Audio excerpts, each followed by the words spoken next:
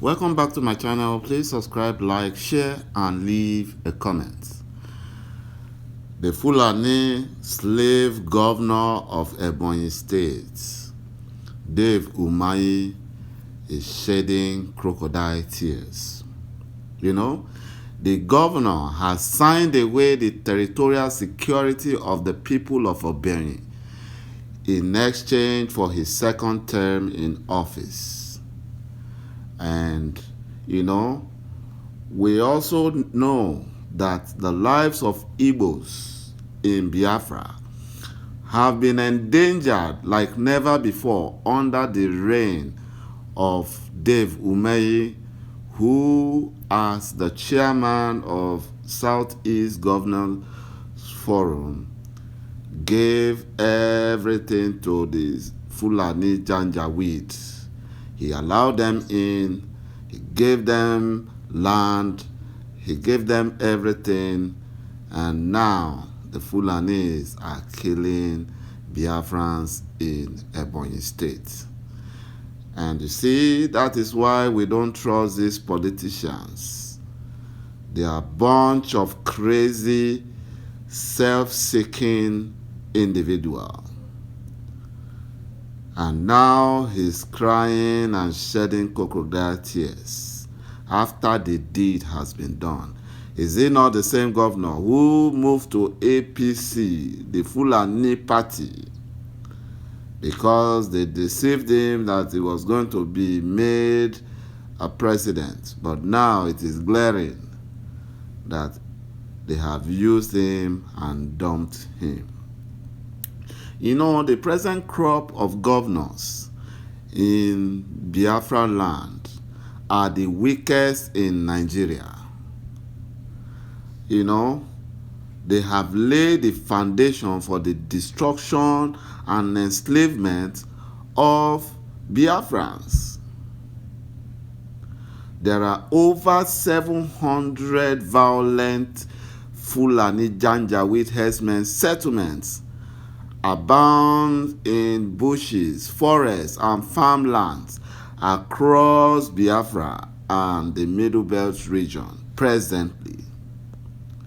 The medicine after death visits and mourning by Fulani slave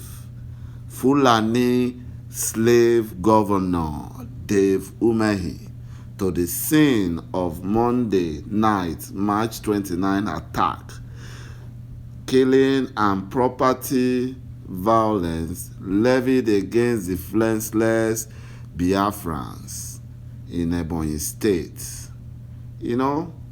where they were slaughtered, maimed, properties including dwelling homes destroyed, other valuable items scattered away or looted, are a clear case of a governor who conspiratorially and voraciously signed away personally, collectively, and territorial security and safety of his own people and put them in present and future dangers by having them handed over to jihadis, Fulani,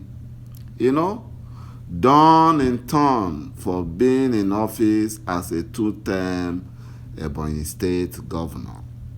The Biafran governors can do anything to get their political gain. They can even sell their children. They can sell anything. They can give away lands. They don't care if the Fulani overrun their citizens. They don't care. As long as their political ends are met, then every other thing doesn't matter to them. Under the Fulani Caliphate slave governor, Dave Umahi, as Ebonyi governor and chairman of the Southeast Governors Forum, the Southeast region and Igbo enclaves in neighboring Benue and Kogi states and faith security of the homeland of Igbo has grown porously and become gravely at risk and endangered.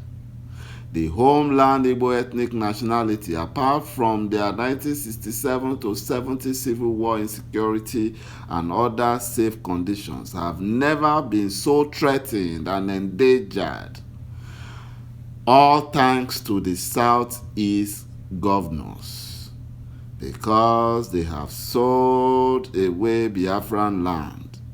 They have sold away Biafran's future for a porridge, just for a mere porridge.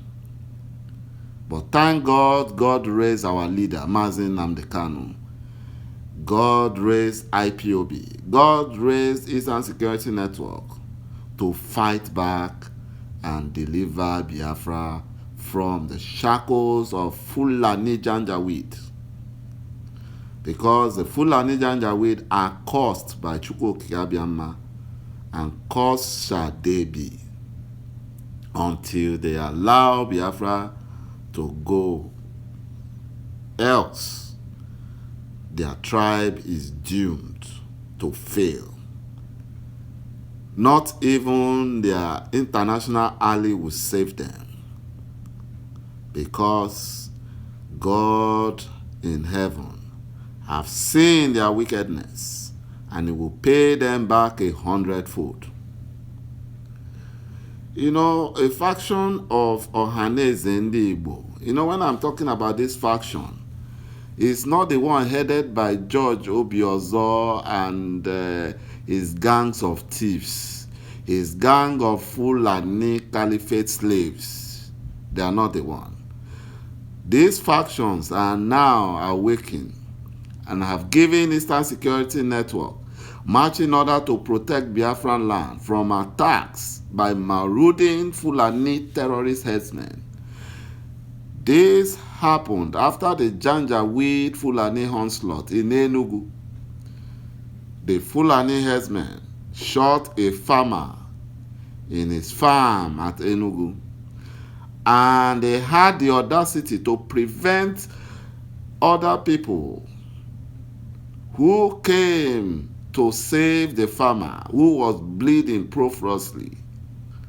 They were planning to take him to the hospital, but the Fulani Janjaweed prevented them from doing so because they wanted the farmer to die a painful death.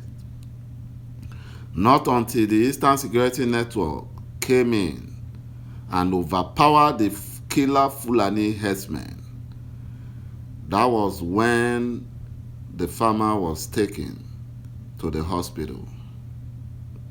Eastern Security Network must be supported. They are the one protecting Biafran land, but they need adequate support from Biafrans so that they can comb the nooks and crannies of Biafran land. Eastern Security Network are in the bushes. They are not in the city. They are not in the towns and the villages. And that is why the military and the police are helping the Fulani Janjaweed terrorists to kidnap, to maim, and kill Biafran citizens. But every day is for the thief, one day shall be for the owner. Our leader, Mazi Nnamdi Kanu, said that you can't beg your way out of oppression or appease your way out of domination. And the only way out of oppression and domination is to fight back until Nigeria does the right thing by allowing Biafra to go peacefully. That's all we ask for. We are not asking for too much. Let Biafra go peacefully. Imagine those supporting one Nigeria. How will you explain this to me? 30 pastors were arrested in Biafra land. The other day, some Christians from RCCG were kidnapped in Kaduna. Nothing has been done. Can any of the advocates of one Nigeria tell me how many imams or alfas have been arrested by the Janjaweed Nigerian military or police in the north? The answer is capital no. And they are here talking rubbish that Nigeria must be won. Nigeria can never be won because Nigeria is a fraud. Nigeria is a scam which must be broken, into pieces, and everyone must go their way. If not for IPOB, the Fulanis would have overrun Biafran land. If not for Eastern Security Network, the Fulanis would have taken over Biafran lands. And their lies that Ojukwu caused the 1967 to 70 war would have died with us. But the truth was that Ojukwu went to Aburi and reached an agreement for restructuring with Gowon. The then British government called Gowon not to accept the agreement, which Gowon agreed to, and he rescinded the agreement. Ojukwu fought back to stop the massacre of Biafrans, and that was what led to the civil war. Meanwhile, the Fulanis have been painting those nonsense and wicked narrative that our leader Ojukwu was the one who caused the Nigerian civil war, whereas Gowon was the aggressor and not Ojukwu. Thank you, my brothers and my sisters, for watching my channel. Please watch out for the next. Bye-bye.